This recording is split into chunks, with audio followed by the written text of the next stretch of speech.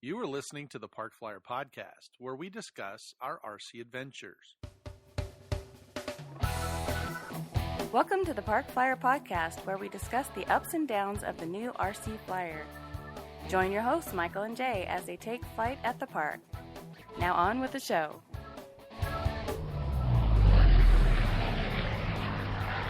Hey everybody, welcome to the Park Flyer Podcast. This is our continuation of working with foam, part two. And we're discussing the foam repairs on aircraft that have mishaps out in the park. And Jay, we talked a little bit about EPO and EPP last time, but this time we're going to talk a little bit about EPS. And there's really not a whole lot of EPS airplanes out there any longer. They're making them mostly out of EPP and EPO, but there are kits that are available that have been discontinued that people are selling, or there's some older kits like the GWS type kits that people are able to pick up. And you had some of those. Mainly GWS kits were, that's what you and I first started out on. And I still have a few of those kits left. And I want to say there was some great plane kit, and they were styrofoam as well. Every once in a while, especially like if you're on eBay, there's some great deals for planes, and you get them, and you're like, this plane is like uber light, and you might have only paid $20 or $30 for it, and it's a P-51 Mustang. And you're like, this is a fantastic plane. And then you go out and you fly it, and you have a minor mishap, and it turns into confetti. It lands, and one wing turns into confetti, and there's foam flying everywhere. People are just shocked. Yeah, that it does. Foam goes everywhere. It's a big parade. And once again, this foam, I still have a soft spot in my heart for EPS planes, because you got to remember that during the time that these things were made, electrical systems for these aircraft, or electric aircraft, were in their infancy. And we were still flying around with brushed motors. There were brushless motors, but you either had to hack them out of a hard drive, or you'd buy a hacker brushless motor, and it was, a small car down payment. And so people were still flying with brushed motors, because brushed motors were still very, very cheap, just like they are now. They're very, very cheap, and they were everywhere. But the power systems that we had, I want to say when I got my first battery, I want to say it was maybe putting out 10C. 5 to 10C. That sounds about max. Right. Yeah, that sounds right. Which is, nothing. That's what you put in your, in your radio, type of thing. You don't even put that in the model anymore. So the planes had to do some serious cheating in order to get the planes to fly. The styrofoam, or EPS foam, is, once again, it can mold really great. It looks great when you put panel lines and stuff in it, but unfortunately, you just breathe on it, and it dents, or you can mush it. So it's very fragile. But on the plus side, it is so light. It's light. It's like air. Like the GWS kits started switching over to cheap brushless motors when they started hitting the thing, and people started modifying their planes. They got serious performance out of these aircraft. And another thing to remember, these planes didn't exactly have a lot of carbon or structure in them, because that usually meant weight. People had to start putting in spars, aluminum, arrows, or carbon in order, because the brushless motors were so powerful they'd rip the planes to pieces. One of the things, of course, as we mentioned, is that we crashed a lot, and we had to repair these things. Right. And one of the things that you had to, at least the number one repairing agent, was CA. It was great, but you had to make sure you had foam safe CA. That was a major plus. Nowadays, with once again with EPP, who cares? It doesn't care if you put gasoline on it. The EPO foam, it doesn't care what type of CA glue you put on it, for the most part. But EPS, if you want to talk about something melting or turning into a pile of goo, if you put regular CA on that stuff, or even if you put a lot of foam safe CA on it, if there's enough of it, it'll get hot. The chemical reaction will get hot, and it will melt the foam. Right. Yeah. If you put a big old long bead. Oh yeah. On you put or a goop. Yeah. You put a big long bead. If a little does good, half a tube will do better. So yeah, No, exactly. not at all. Anyway, we had to repair this foam. I will say this is where I kind of got my foam hoarding affliction from, is working with this material, because at the time there really wasn't a lot of foams out there per se. In order to get foam, there definitely wasn't like now you could just run to the store, buy fuselage or buy, a rudder set or something like that. If the plane broke or you broke something on the plane, you had to go buy another model and just use that as a spare kit type of thing. And that was rather expensive. Right. You either had to refabricate your kit or your piece. And so therefore, whenever you got a box and you got whatever foam came with that box, you would save the foam. You go, well, that seems about the right density or the right weight. I'll use that. And so I have this foam collection of just foam I've just kept from different boxes of different things I've gotten in the mail. Right. Once again, in order to do these repairs, you would get a piece of foam, same density, same weight, or about the size that you need. Trace out basically the part you needed. This stuff now, as opposed to the EPO, you were talking, I think, before about sometimes, or even with the Corningware foam, it's so dense it tends to dull the knives a lot. The styrofoam, you definitely need to have a sharp blade. It didn't dull the knife, and you could quite literally shave the foam that it was wafer thin that you could see through it, and that's basically what you had to do. You sat there and you did a little whittling, and you would just whittle your part to look pretty close to the other one, lightly sand it. Minwax was used, to help toughen up the foam, or they would take paper, like craft paper, and put it by putting the Minwax on that and then putting that on the foam would stiffen it up, because it was a nice light repair. It would definitely make it so that you wouldn't dent the foam by touching it. It would harden enough that you could actually handle it without getting hair rash on it. Well, it worked out quite well. In fact, I found it relaxing. I kind of liked doing that kind of stuff myself. I liked refabricating parts or figuring out how to put things back together. Lightweight spackle, the foam, a little sanding. I don't know. I guess I felt good about my repair, or not so much the repair, but actually the craftsmanship of sitting down and remaking that part without having to spend another $100 to get another kit. So I guess there was the satisfaction I got from doing that. Well, that makes sense. And I actually picked up a StarMax F-18 a while back, and it's an EPS as well, and it's a 90 millimeter jet, so it is very, very large. And I put that thing together and realized that there's a CG issue. So some of the research that I did, a couple of the guys, I think it was RC Informer. We watched that guy pretty regular, and he said, "Oh, you should move the gear back just about 2 or 3 millimeters." So it was a major undertaking for me. I had to take the bottom of it where the normal landing gear would bolt in, and then it would basically retract into these little side holes, if you will, on the side of the airplane. And if you've seen the Jolly Rogers, I think Banana Hobbies has it, a couple other ones, the 90 millimeter jets, you can see that the wheels retract. Part of the wheels stick out. They're actually you can see them on the side.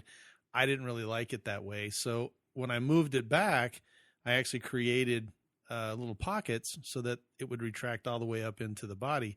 And I built these little side, not really doors, but they're just side covers so that the wheels weren't exposed. I will tell you that cutting into EPS foam is daunting, if that's the right term. As soon as you stick your knife in there, you think to yourself, okay, this is going nowhere. I can see it, because it doesn't come out in a square. Every other piece of foam I have on my desk, if you cut out a square, you pull out the square and the whole foam stays together. EPS, as soon as you make a slit and you cut the opposite direction, it's like popcorn. That thing just, it comes out and there's pieces going everywhere. And you literally have to draw a big square and cut in little pieces. It's almost quicker to pick it. You almost have to pick it out with tweezers, or just pick it out with the tip of your knife. Exactly. Pieces out. The way it cuts, like I had to cut into the body. So as I put my knife down, I had to be very careful onto the depth.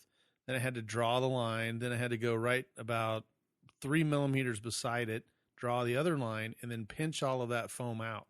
Well, you got to make sure that you get down to the right depth, because now you have one, that just came off the top. The next one came down deeper. And now you have this little canyon hole looking thing, Grand Canyon looking thing. And it's difficult to get it all level inside, which it needed to be level inside. So in order to get it level, I took basically a 1/2 inch by 1/2 inch piece of wood, and I just put a piece of sandpaper on the bottom of it, a little square, about 1 inch by 1 inch, or 1/2 inch by 1/2 inch. And I just stuck it in there, and I just started moving it back and forth till it sanded that foam down where it was all smooth and at least level with the foam surrounding it. But it was a big project. It took me probably about a month to get it right. It wasn't working with this foam is not something it's not a quick project. I mean, you have to be able to have the patience to be able to make it look right.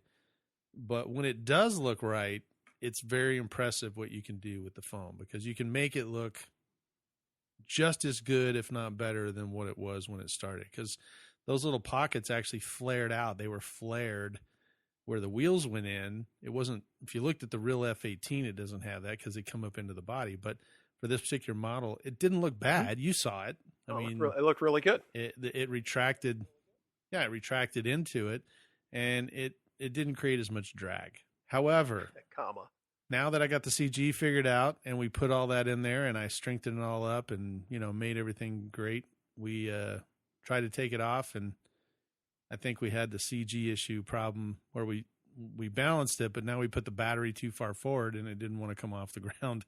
And it basically got airborne but ran into the trees at the end of the runway. Sad. It was pretty sad, but the damage that it did was just on the leading edge of one wing. Oh, that's right. You did look out. It did the same thing that my L-39 did in the last episode. Because there was such a big weight in the battery, the nose, it just pulled the nose apart right where the two pieces. Luckily for me, the F-18 is long. It's, how long do you think that thing is? About 3.5, 4 feet, right? 4 feet on up. It's let me put it this way. It will sit on a queen size bed and from the head of the bed to the foot of the bed, and the nose sticks off a good 4 inches. So it's at least the size of a queen size bed, because I have it sitting in the other room. So much to the chagrin of your wife. Yes, exactly it's in the guest room. Why does that plane get its own bed? It does get its own bed. But anyway, it's very large, and so it came in 2 separate pieces or 3 separate pieces, and so you had to glue the pieces together. And I probably used epoxy, or maybe I used some sort of a Gorilla Glue or the contact cement. And anyway, it came apart right where the two halves glued together. So it didn't do any damage other than pull those pieces apart. And then the leading edge took a little damage from the tree. So it did ding up the leading edge. It kind of put some branches in it stuck in the branches and caused a little problem there. So once again, the EPS foam, I had to basically cut the leading edge clean off my airplane. Now, I didn't go from the wing root to the wing tip.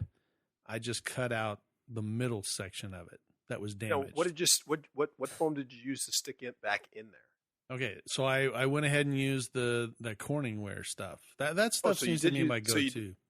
Okay, so you did use the Corningware. Yes. I would think that when you went to sand it, because the Corningware and the foam or the EPS is so different that if you try to sand it, you get that uneven sanding just because the two materials are so different. Okay, and that is true. And so what I did is I measured everything out, and I actually cut a block. So I cut the actual block of Corningware, and it's about 2 inches thick. And this time, the bottom of the wing is flat, but the top of the wing has a camber. So this time, as opposed to the last time that we talked about it, I matched on the T50, I matched the top part, but on this one, I matched the bottom. So I put the Corningware level with the bottom wing, and so now I have about a couple of millimeters of pink foam sticking up above the top of the wing. So now what I'm able to do is basically take that hot wire and just pull it across the top of the wing and carve down that pink foam to where it's level and has the same camber. Okay, that's interesting. As the one on the top. So it basically got a rough cut, right? I didn't do it right even with it, but I cut it down enough, and then I basically filled in the gaps with the spackle. All right, so now I have the spackling that's sitting up a little higher than the EPS foam as well. Now, when I took that 400 grit sandpaper and started sanding it, I'm not sanding the EPS, I'm sanding the spackle that's sitting on top of the EPS. So now I'm able to get, right. So now I'm able to get the pink foam sanded. I know it's level when the spackling starts coming off of the EPS, because it'll actually come off the EPS and then start digging into the EPS. And the EPS will sand, but you're right. There are two different types of foams. One's very dense and one's not. So if you started sanding it, it does have one will go away very quickly and the other one won't, basically. Yeah. So this way I just sanded it, up and down until the spackling came off. And then I went left and right as opposed to, up and down and got it all level. And then I basically took some paint that I matched and sprayed with my airbrush, brushed it all up. And the last time you were through here for the Electro Festival, you got to see it, and it didn't look anything like. Yeah, you couldn't even tell. Now you could tell if you look close, because there are certain panel line pieces that are missing. Yeah. But you couldn't tell that it went through. It got screened through a tree. That's true. That type of stuff. Right. If you said to somebody, "Yeah, this was wrapped around a tree," nobody would believe you. No, they would. Said, "Yeah, I dinged it." They'd go, "Oh, okay, I can see where you did a repair," but they would not think that you, like you said, you strained it through a tree. It definitely doesn't look like that. Now, part of the F-18 has intakes on both sides, and they're a curve. It's a curvature. And one of them, when it came apart, one of them was missing. It kind of cut that part off. And so now I needed to make this curve. And it was kind of a half moon shape, I guess. They're not totally round. They're kind of oval. So basically what I did is I tried to figure out what I could do. And I, looking at this pink XPS foam, it's very, very thick. And it obviously was not going to work because it doesn't flex. It's very rigid. However, sitting right next to that was some Bluecore foam. And Bluecore foam, the 5mm stuff. Yes. Or Depron. It's pretty close to the same stuff, but I didn't have the Depron, I had the Bluecore. But if you put a little bit of heat, and I'm going to use that term very, very loosely. If you put just a slight little bit of heat, or maybe a better way to do it is to get a can, like a can of green beans. And you take the Bluecore and start moving it around the can, and it creates an arc. It creates this little arc, and the arc will actually match where I needed to put this intake. Yep. And so I basically, got the Bluecore to curve at the same length that I needed it to curve. And as a result, I was able to slide it in there, put some glue on there, put a little spackling in there, and now it has a complete intake side that was missing in the crash. It got taken off of there. So now it looks just almost good as new. Yeah, and the nice part about that, too, about using either the Depron or using the Bluecore like that, you could roll it like that or use an old rolling pin or PVC pipe, just get creative for whatever the diameter of the curve that you're looking to make, right? You can do that a couple of times. Then you can cut the foam, and then you can laminate them together, and you can make that varying thickness of how, like you said, for that nacelle, of how thick you might want it, and then you can just sand it down and then just glue it right into place. So that's true. That's a great thing about using that foam. Once again, you just got to get creative and not worry about it. That's the other thing. I know. We have a few friends of ours, and they get worried. Right. They're going to make a mistake, and you don't worry about that. Make the foam do what you want it to do, and it's just amazing. If you have that mindset that you're going to use it to fill, or you're going to use it in such a way, just do it, and then you can sand it, throw some spackle on it, paint it, and then off you go. Right. It's amazing. Yeah. Well, you just have to get some scrap parts and just give it a try. I mean, that's the best way to do it. I know Phil out at the park. He's made a couple of EDF jets, not EDF, but he's made a couple of park jets out of Depron, and he basically puts like 6 or 7 pieces of Depron together and makes a nose cone out of them. So he'll basically shave it down with a knife, and it looks square when he first starts, but then he'll just use some sandpaper and make it more like a cone shape. Once again, there's that term conical shape for a nose cone. So Depron works really well too. It's very similar to Bluecore, and in the fact that it sands really well and it holds shapes very well. Well, if you remember your turbo beaver that you have, your little cracked turbo beaver. Yep. One of the things that impressed me about that kit was that the wheels were once again made from the EPP or made from foam. That's just correct. By laminating a couple of pieces together and then putting a little small plywood centerpiece in for the wire to go through, and voila, you had this great off-road tire. And I was like, wow, that's pretty slick. Yeah, it was pretty impressive, actually. It was a smart thought on their part.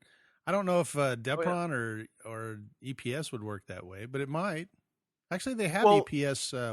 Once again, if I was going to do something like that, I would just use a EPS wheel, right? If I wanted to, and then if I wanted a rubbery outside, I would just run some EPP, outer shell, and just glue that, put one inside the other, and now you have the EPP, which you can take running over rocks and it's not going to tear away, wear away.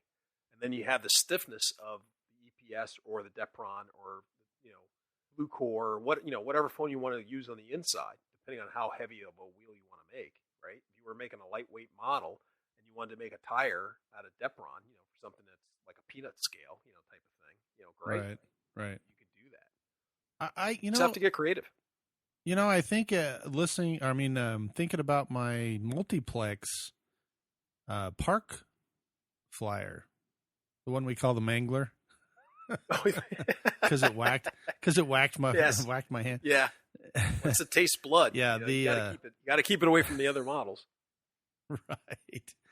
Anyway, that one there, I think it's called the Park Master, is what it is. Jay always calls it the Mangler because I had a prop incident where it whacked me in the hand and caused me to bleed everywhere. But that particular one has EPS type wheels.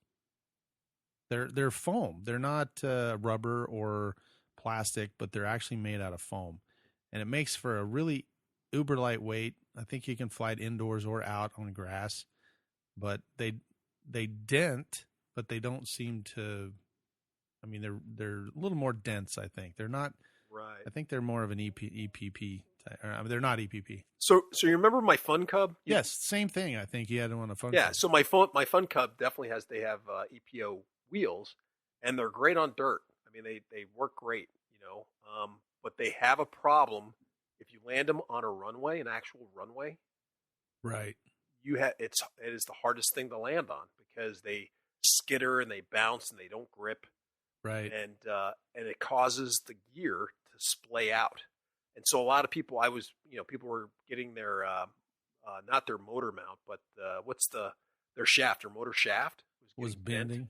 Mm-hmm. Yeah, because it would hit the ground, it wouldn't grip, and it would just slide on the pavement, right? And so the wheels would splay out, and then the propeller would have contact with the ground, but it would happen so fast, and you wouldn't see it splay.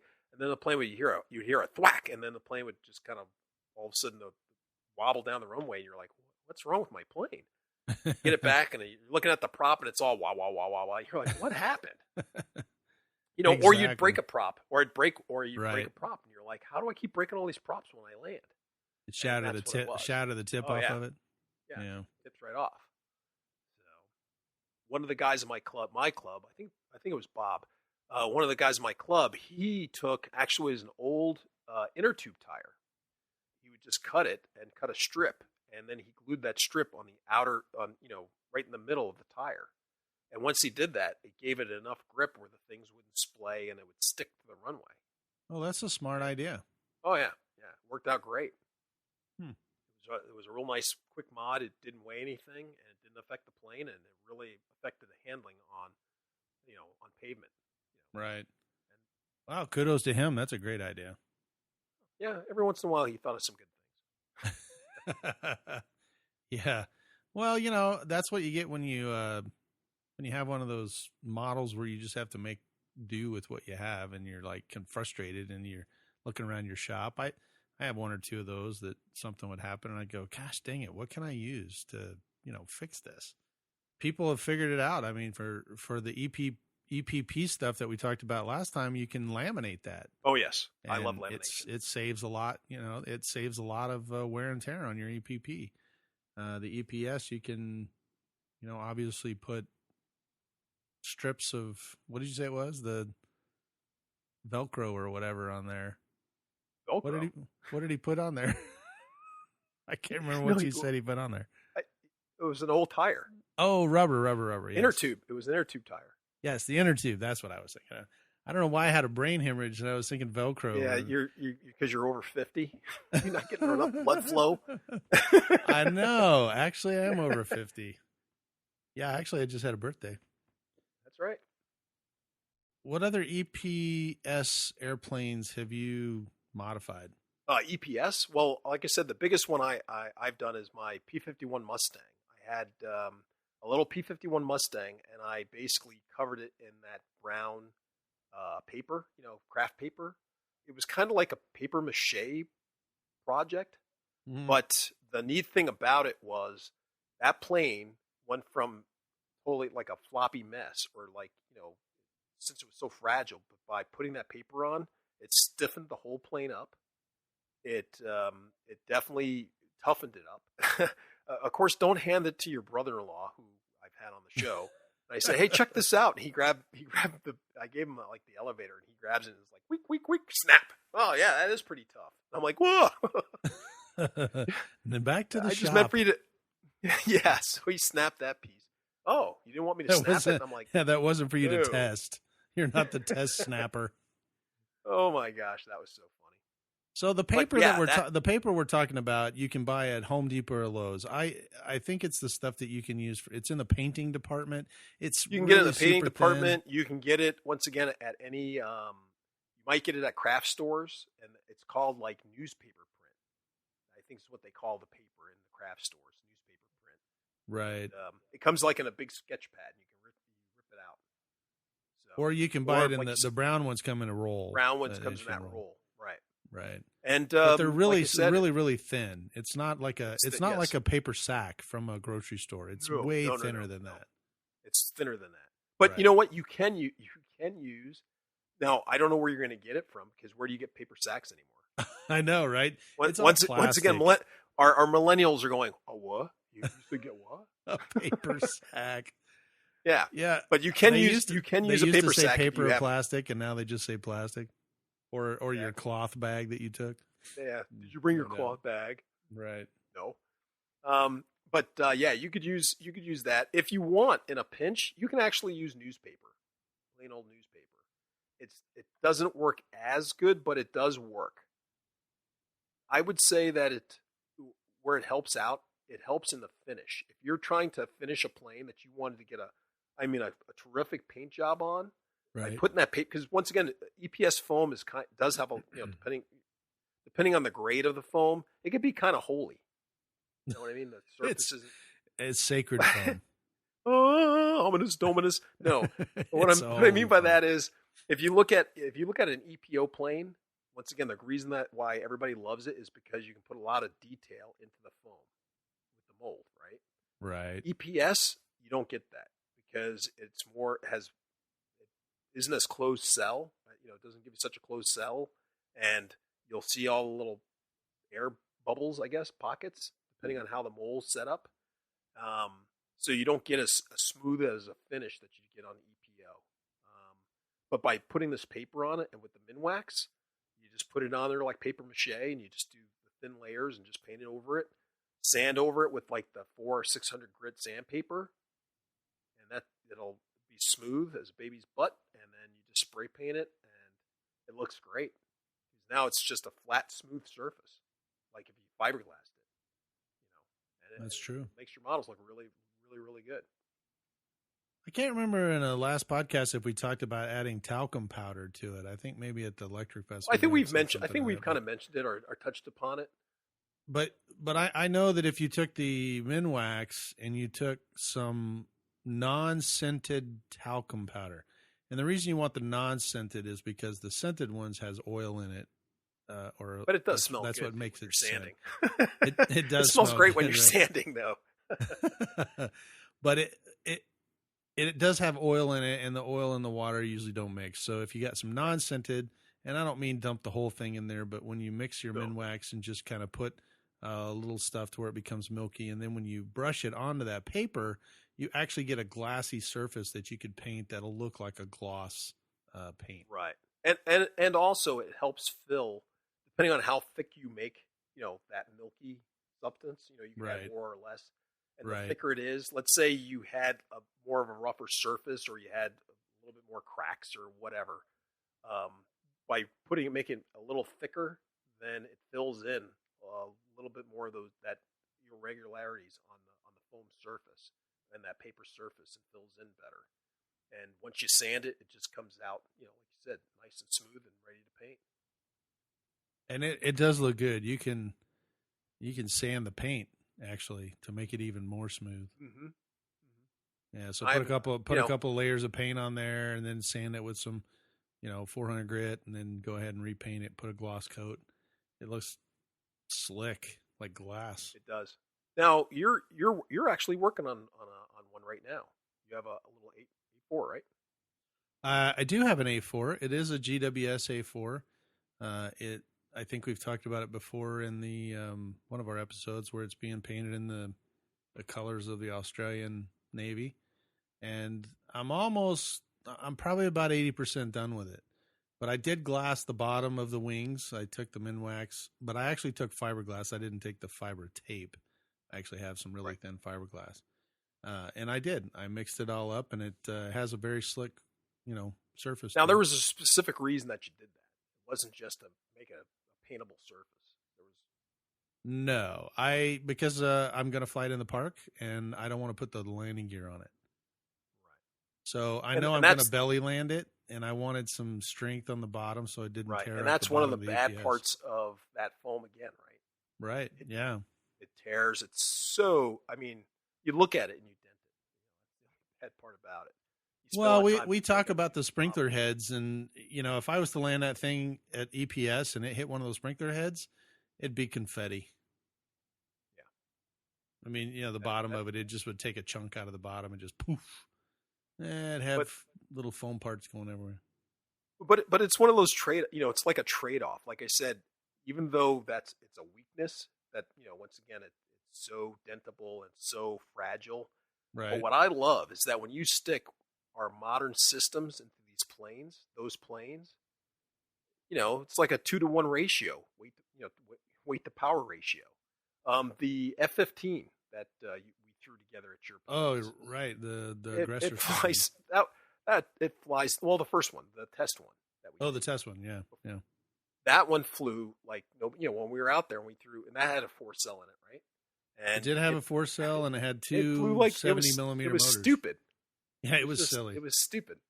It was a homesick angel type flight. It was a homesick angel. It could sit there and put around on quarter throttle, no problem. And that doesn't happen with EDFs.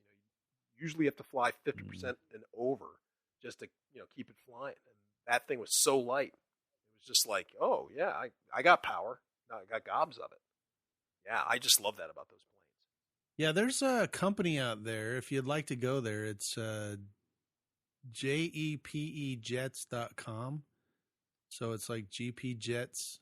And are those the guys that cut the planes up in segments? They are the big ones. Like they're huge planes. I mean, huge planes. These things are all made out of EPS. They're probably 7 or 8 feet long and 4 or 5 foot wingspan.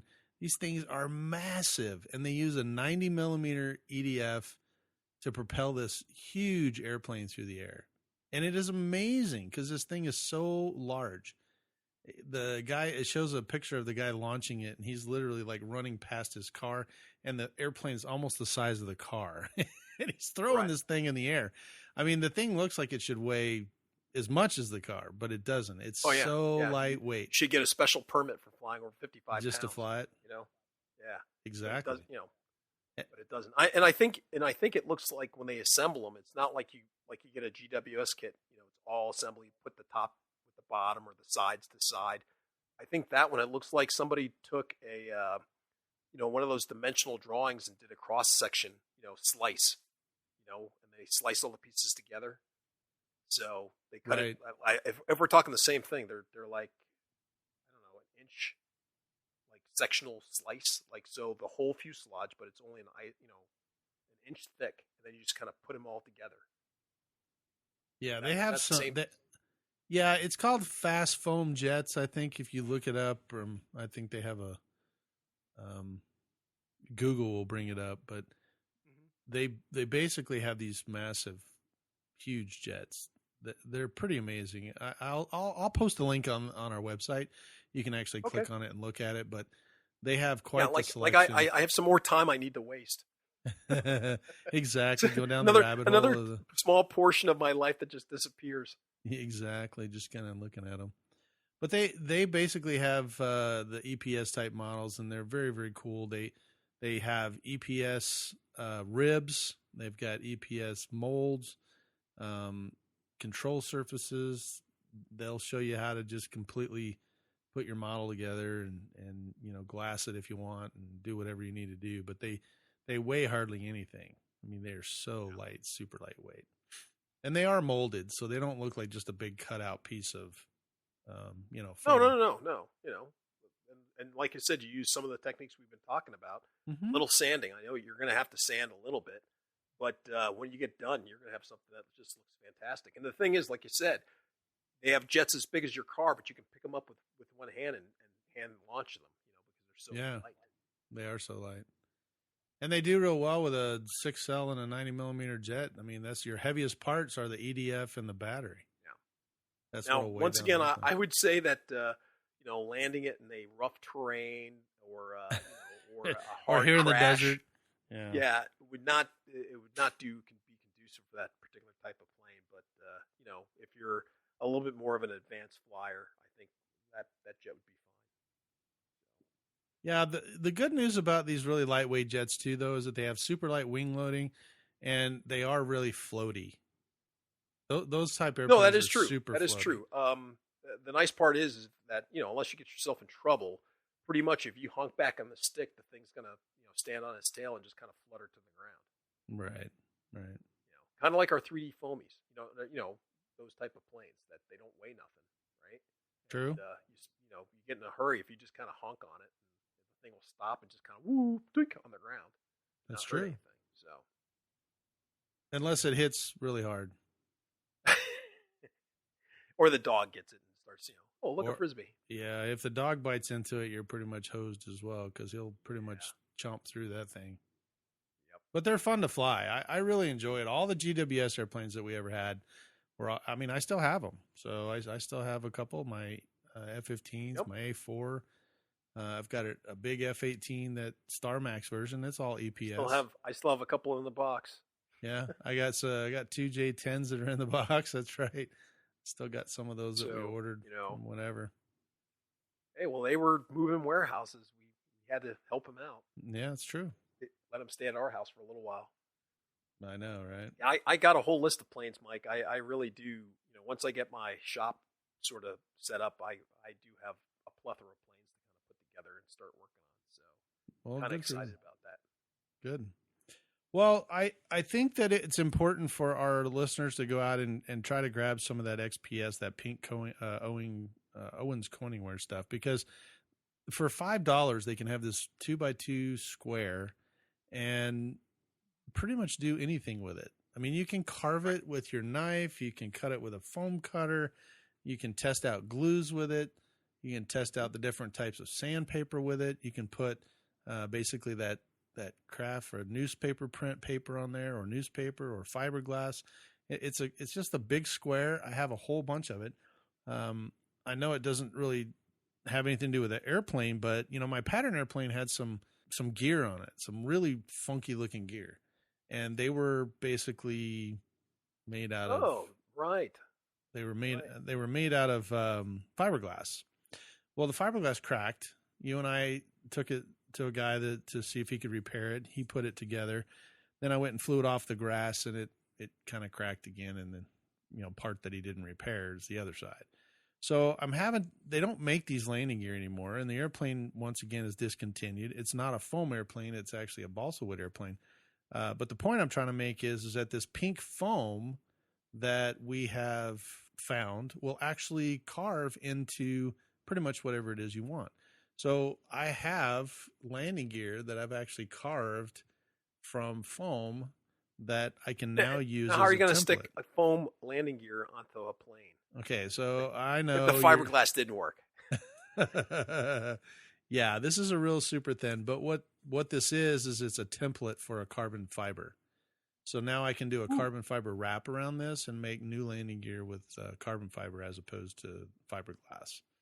And anyway, I'll have to have a whole different episode on that when it comes to it. But I've created, the two landing gear and basically used my foam cutter and, all my micron meters or whatever they are and figured out how to do it. And I'll post a picture of what it looks like. But, it's landing gear that will now fit on the pattern airplane once I get it all carbon fibered up. Right. So basically you made a plug that you could eat, like you said, either make with, if you want to do it in fiberglass or in carbon fiber. Correct. And that's basically what you've done. So that's kind of neat, man. Yeah. I've really been impressed with it so far. I've probably repaired 3 or 4 airplanes and done these carbon fiber gear, or actually the templates for these gear, and I still have half a sheet left. Right. I've also done the repairs. Plus, I built a snow drifter type aircraft, a little like hovercraft looking thing out of it. Me and Alaska Mike put something like that together one year, and out of the half-inch, actually that was the Dow stuff, the Bluecore stuff, but we made these little, like I said, not hovercraft. They were basically snow sleds. Raced those around, during the winter. They were a lot of fun. You can make stands out of them. You can. I've also used it for if you have a servo and it doesn't quite fit right or something, and I've used it to block up servos in some of our lightweight planes, where you might have needed wood or couldn't quite, get some wood in there, and you just kind of put in some foam and just kind of make it all work. And it's some great stuff. You can jam it in a lot of different places. Well, and I actually know of guys on the web, RC groups, and a couple other places who have actually built airplanes out of this stuff. I mean, it's, yes. You think about it, it's an inch, almost an inch and a half thick, or maybe 2 inches. And so that's a perfect flat profile foaming. I mean, the Depron is only 5 millimeter. This thing is the same weight. One of the projects that I want to do coming up here, once again, I got so many projects I got to do, but definitely one that I want to work on. Like you were saying, the cool part about this is when you and I first started, we just used the 5 millimeter Bluecore type foam to make all sorts of planes. Right. So as we've stayed in this hobby, what has happened? We've gotten bigger and bigger and bigger and bigger and bigger planes. And one of the things I've noticed is that you could take this inch or half inch stuff and you can make a quarter scale size plane out of this stuff. And you just upscale everything. Right. And it is amazing to see the aircraft that people have made, or a Super XXL of your favorite, profile plane.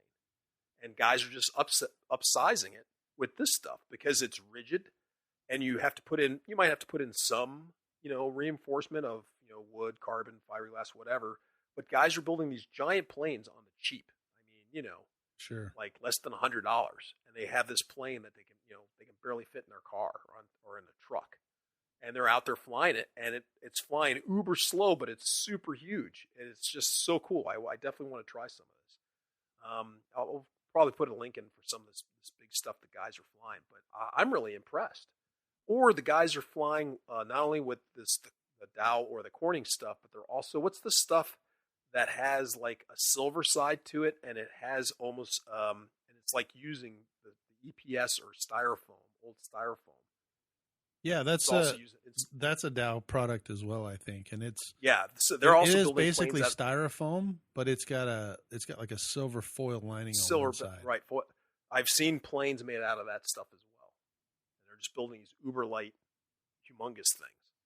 And now the foam, the thicker the foam gets, the more rigid it becomes. I will tell you that the the 2x2, foot piece that I have, it's almost like wood. Oh yeah. I mean, if I cracked you in the head with it, you'd know it. Yeah, you would. Yeah. But at the same time, it doesn't weigh hardly anything.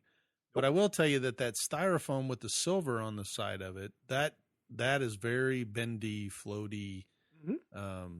Actually, I think the test flight guys built the big paper airplane with that stuff, didn't they? Mm-hmm. Yep. I think so. If you're familiar with test flight, great bunch of guys over there. But they built a big paper airplane out of that stuff, and I think they flew around once or twice, and then I think eventually crashed. But it's great, great opportunity to get it and figure out what you can do. Just go buy one of those $5 sheets and play around with it. Right. See what you can do. And like you said, just go on RC groups, because you just go to the foamy section and look for something that says XL whatever plane or XXL, and that's basically what they're doing. They're using that stuff, and they're just upscaling whatever little park flyer that they used to have. That's true. And, like the nutball, which is just basically a round circle, and these guys are making one that's size of a 6 foot diameter. It's a UFO. It's just crazy stuff. It's a UFO, but it's it's inexpensive, and you crash it. It's not once again not many. There's not many quarter scale size aircraft that you crash and you kind of laugh about it. And that's the true. fun that I loved with flying that profile planes and doing that stuff, was that if you crashed your plane or something bad happened to it, it kind of sucked for like 30 seconds. Right. And then you laugh about it, and then you go make another one. Right. Or you pull another one out of your your closet or something. What was the coolest foam, EPP or not EPP, but what was the coolest Bluecore or this Corning wear airplane you've ever seen? Oh, that's tough, because I mean, everyone that I made during that time that I made it was like very, very cool, if you know what I mean. Right. And I was like, man, this is a really cool plane. There was one called the Stealth that I remember having. It kind of flew kind of fast. It sounded kind of good from the vibration. The motor was mid-mounted in the plane. Oh, right. And it sounded pretty good when you flew it around. It looked good in the air. I really liked that plane. I know for a fact my most favorite plane that a buddy of mine had, we called it the Blue Warp, and it was supposed to be just a Cub, okay?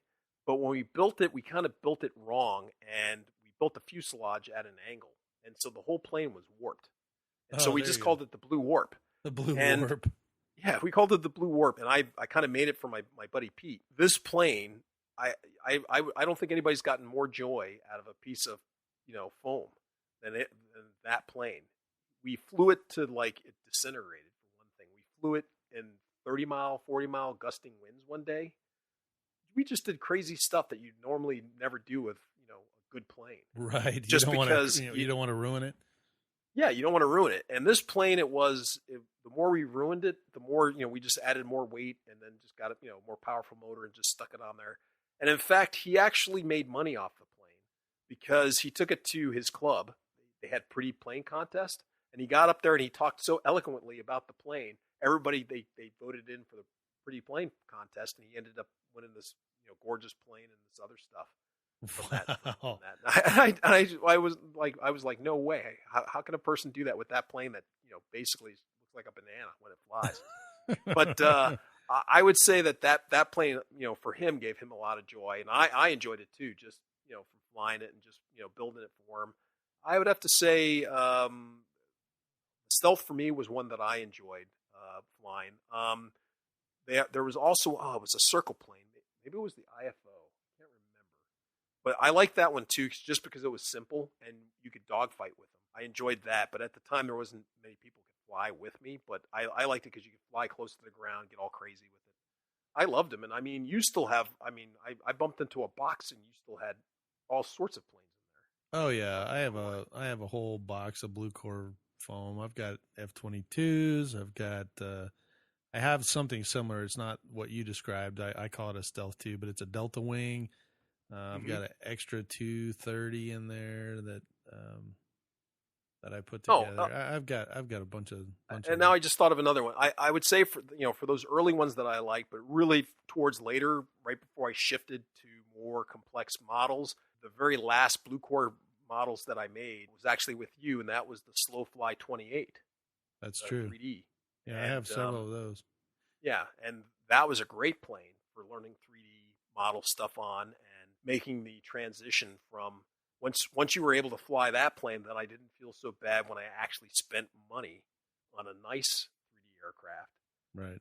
Or if there's a maneuver I wanted to try, I'd get out my Slowfly and try it on my Slowfly before I tried on my nice, right, on your nice expensive shiny model. Exactly. And to be truthful, it took me a long time to get comfortable flying.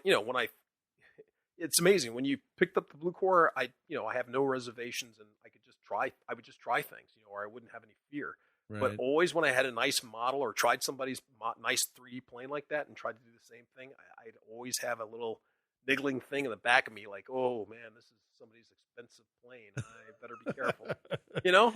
Yeah, no, I hear you. Because Bluecore foam, I think Alaska Mike came down here, and I made two of those slow flies because he was trying to learn to hover and fly in close, and we went out to the front yard, and basically he, went into. I was trying to teach him how to hover it, and he crashed it, and he was like, "Oh well, that ended the day," and I started laughing. I was like, "No, it didn't. I just wrapped tape around it, and we still flew." That's right.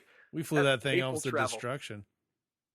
Well, the coolest foam airplane that I have ever seen, I went to an air show one time, and they actually had some modelers there, and they brought their creations. A guy had made, out of this Corningware stuff and some Bluecore, the Silver Surfer. Oh, wow. From the Fantastic Four. Right. Yeah, so he took the Bluecore and actually cut out the guy who was standing on this surfboard that was made out of this Corningware stuff. And the back of the surfboard acted as an elevator, right? It had, as a rudder, because he had like a surfboard. So it had a movable rudder on the back of it. And then the Silver Surfer's arms were out, kind of back towards him, like, the movie has, right, like where he's kind of like he's flying, like he's kind of leaning forward and flying. That was the elevator. So his arms would move up and down and create this elevator, and then he had the rudder. And then I think the arms were kind of like a flapper-on setting to where one arm would go up and cause it to kind of move around.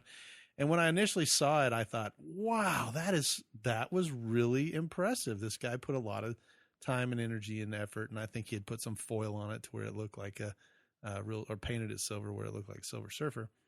And I asked him, I said, does that thing really fly well? And he's like, oh, yeah. So he picked it up, shoved the battery on. I think it ran off of the 3-cell. And it had a little propeller in the back. And phew, it took off and running. And it was great. I was so impressed with this Silver Surfer cruising around, the parking lot. I was just really impressed. It really got my attention. And I started thinking to myself, I could really make some really cool stuff. And I think that is probably why I have a box of Bluecore airplanes, because I eventually made all of that. We haven't gotten rid of our Bluecore, No, I still have some sheets. Down from Alaska, I brought that stuff with me. Yeah, so. I still have a couple of fan folds in there. The latest creation that I made was the Batwing. Oh, that's right. Yeah, I bought some plans off of one of the guys on the I think it's a Foam Concept Jets. He's another great guy. He's got some really good plans, and I bought the plans for the Batwing off of there. And that literally, that was a couple of sheets of Bluecore fanfold foam, a styrofoam cup, yes, and a couple of popsicle sticks, I think, and an EDF, yeah. Oh yeah, and the EDF that goes with it. And actually, it flew really, really well. I made it. It's a big airplane. And we took it to the Electric Festival, and the Batwing in fact, was, there's a picture of it there. We'll have to post that. Yeah, maybe we'll use that as a cover art. But it flew really well until something happened to it. I don't remember what, one of the ailerons or elevators, whatever. Anyway, I think I used a bad battery, and it hit the ground, and something came loose, and now it doesn't seem to fly quite as well as it did. Yeah, sometimes that happens. Bluecore. That's the bad part about the foam. There's probably a crack somewhere that flexes when I fly, and I haven't found it yet because it's just a big circle. But I like it when it just screams out of your hands. It's got a 70. Actually, does it have a 70? I think it does have a 70 millimeter jet in it. EDF. It runs off of 3-cell, I believe, a 2200 milliamp 3-cell. But it's all Bluecore. You're just making me think too. When we were at the Electra Festival, we interviewed the guy. I can't think of his name. Barrett Hockhouse. Yes. Yeah, Barrett. Yes. Yeah. He made some fantastic aircraft. That was quite literally Bluecore. Some plywood. Whatever. It was nothing like bought. It was just stuff he just kind of got out of his garage or just walking through Lowe's or Home Depot, and you pick up the free, stirring sticks. Right. And he just kind of tacked those together, and he made, I think he had a B-36 or B-38 Peacemaker. Right. That was just really impressive. I mean, the wingspan of that thing was like 10 feet, 12 feet? 12. 12 feet long, yeah. It was just amazing. You can see it. It's a cover art for our Electric Festival Part 2, I think. Yeah, it sure is. And I guess the thing that I like about when I love seeing, like we talked about, like your A10 that you're going to get. I love to see how they're just pushing the envelope using this foam stuff. But there's something that draws me back when I see something that this guy made in his garage, and just kind of, I had this idea, and then I just made it. I made the foam do what I wanted, and I made this. Right. And you're just like totally impressed because I'm just like, wow, that's pretty cool. And if you look at it, it wasn't really that difficult to do. You just had to have the imagination, to kind of throw it together. And, it's just really, it just gets my own juices kind of going on just wanting to make different things. So I really appreciate him and the guys at the festival, for coming out and bringing their wares and showing their planes and stuff. I really do like that. And I like the fact that it's also a place where people don't look down on you. True. You didn't buy something that wasn't store bought or wasn't, made in a factory, that you can bring out whatever you got at home, or, paper sack and some crayons. If you can make it fly, hey, bring it out there. I do know that there are a ton of scratch build plans out there. There's a ton of EPS type plans, Depron plans, Bluecore plans. Now that they have the EPP stuff, you can almost, if there's a plan for a Depron airplane, you can make it out of EPP because they sell 3 different, widths of the EPP. The Slowfly 28, believe it or not, even though we built it out of Bluecore, was an EPP airplane originally. If we would have had the EPP at the time, that would have been an awesome plane. Yeah. So, because it's bouncy and it's slow and it's an easy trainer for, guys to learn how to do some 3D maneuvers. Absolutely. But hopefully this last 2 episodes, or, the part 1 and part 2 of the foam, gives you an idea of how to repair and how to work with foam. Don't be scared of it. Just dive in, cut some stuff up, figure it out, see what it's like, and then, go find some plans and build a scratch plane, or just, repair the ones that you already have, by just, being a little more aggressive than you would, but it does save you some dollars from having to go out and buy a whole new wing set. Now, if you wrinkle the whole wing and you crunch it and they do have one available, knock yourself out. But I don't know if I would replace or have, it would be a daunting task to build a whole wing for the airplane, especially if you just go buy it. But when you just ding a wing tip, or you take a wing tip off, or you crunch a little nose, part of your nose, grab some of this Bluecore or this Corningware foam and give it a try. See what, absolutely. See how it works. And then let us know. We'd love to hear your comments. Because I'm sure that there's our listeners definitely have some techniques of their own, and we'd greatly appreciate if they'd share them with us. We're constantly learning. Just think of all the things we picked up at that festival alone. Sure. Different techniques and things that guys do that we never thought of. So yeah. Yeah, there's always somebody out there that's got a better idea or has tried something that we haven't. So if you're one of those guys, please let us know. Give us a shout. Or let us know of things that didn't work too. Yes, that's true too. Because we're not all geniuses.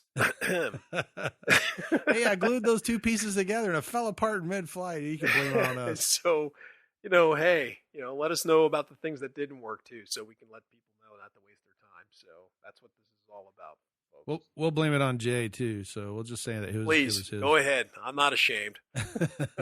Yeah, I got the scars. I got the scars to prove it. Let me tell you. Too. Yeah, we're all scarred up. So, well, anything on the horizon? I'm thinking about getting a glider.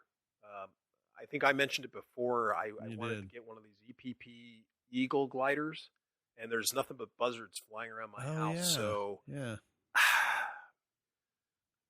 Mr. PayPal and Mr. DHL Express hopefully will be dropping off a package here shortly, so I can go up there and challenge those buzzards because they've been kind of flipping me off, Mike. They're constantly flying, and I can hear their little voices mocking me. Yes. It's tough. Look at that poor guy stuck on the land down there, not being able to fly. I think they're throwing down the gauntlet to me, and I'm going to have something to go up there and challenge them. So have you gotten to fly at all while you were down there? I know you've been busy with your mom in the house and all, but I've pretty much been a good son, and I've just been taking care of things and putting the flying off on hold. But on the other hand, I've also been working on one or two places to fly, so a little bit more on that later. But hopefully that will turn out so that when I get done with my work, I can finally start churning out planes and flying my butt off. I tell you what, moving down to Alaska, down to Texas, every day I look out the window and I'm like, I should be flying. It's absolutely. The weather's great down there. How about the you? Weather's great down there. Yeah, I've flown a couple times with the guys. My schedule's changing. I have some work things to do this month, but I'm made in the glider, and I think last week we went and flew some stuff. So I get to fly a lot more. It's been a little windy in the last couple of days, so rubbing it in. I thought you were my friend. Yeah, went flying today. What'd you do? Cruel Mike. Well, I go fly every time I can, but the weather here is, I've kind of gotten used to it that it's good all the time. So when it's windy or cloudy or it was actually nice weather today, but I just didn't get a chance to get out there. Gotcha. Now, you should be getting closer to your Christmas in June, I think. Yes, actually. Hopefully it's a week or two out. I know that some of them are getting delivered here. I did notice on one of the Hobby Squawk forums that there was a couple of guys that actually took delivery of the new production ones. So I think maybe the first shipment has come in because I know guys are starting to post that they've put them together, and there's a build video on Motion RC's website right now. So, but I haven't gotten mine in the mail. When it does come, I'll let you know. And I'm sure you will. Well, I'll actually try to do a build episode, and then probably how to fly EDFs too. So we can tell the guys how to do that. Because flying EDFs and flying propellers are two different things. So look for that. Absolutely. That's a must. Yeah. Look for that in a new episode. So, Mike, before we end our session here, I'd like to throw a big shout out to my new friend down here in Texas. His name's Jim, and kind of tuned me into a couple places to fly down here, and he's become a good listener of our podcast. So he's not exactly an electric guy. So he says but he enjoys listening to our podcast, and he's learned a lot of new and interesting things from us electric guys. And he's been flying Glow for some time now. So big shout out to you, Jim. Thanks for being so hospitable to me. I look forward to doing some more flying with you. Yeah, that's thanks, Jim. We appreciate you taking care of Jay when he got down to Texas. And our podcast doesn't necessarily have to be for the new Park Flyer. If you fly Glow or if you fly, electric or whatever, the concepts I think still hold the same on either side of the fence. We're not turning away the Glow guys for listening. I wouldn't do an episode on just how crappy Glow flyers were, but I mean, they're just. I don't know. Good. That might be actually a good episode. Good. Yeah, it would be. Any of the guys in the hobby are great guys, whatever they fly. That's true. I don't look down on anybody for flying. So, We appreciate it. Quad And if guys. he doesn't fly electric, maybe hanging out with you, he'll start flying electric and see how good that is. That's true. Well, we're going to be putting of all things together. We're going to be putting a little Zaggy together. Oh, the Zaggies are so much fun. Those They are are. little wings, and they make so much noise. They're a little noisy, but boy, they are fun. They are fun to fly. They are fun. And unlike our tough wing that goes 100 miles an hour, he wants to build one that is definitely a glider, and those Zaggies can glide. They got a lot of our lift. tough wings 10 to 1 when it comes to gliding. Sure. So he's really going to enjoy that plane once we put it together. Well, Jim, we appreciate your patronage and listening and taking care of our buddy Jay. See if you can keep him in line down there and get him out flying more, because he's sitting in the house too much. You get out there and enjoy the nice weather. True. I don't want to waste away. Lose my skills. Exactly. You lose your tan. Get out there in the sun. Well, No problem with that, though. Let me tell you. I hear you. Well, Jay, thanks for joining us tonight. We appreciate it. Hopefully you got some good information on working with foam. If you have any questions or comments, just jump on the website and give us a shout. You could email us if you want as well. But for tonight, I appreciate you joining us, and we hope you have a great rest of the week. Thanks a lot, Mike, and I'll see you in 2 weeks, I guess. Yeah, well, she'll be back in 2 weeks. All right. Take care. We'll see you. All right, everybody have a good night. All right. Bye. Good night. You have been listening to the Park Flyer Podcast. Thank you for joining us, and we look forward to your next visit. Please give our show a star rating and review, and feel free to email us your questions, topics, or suggestions to parkflyerpodcast@gmail.com.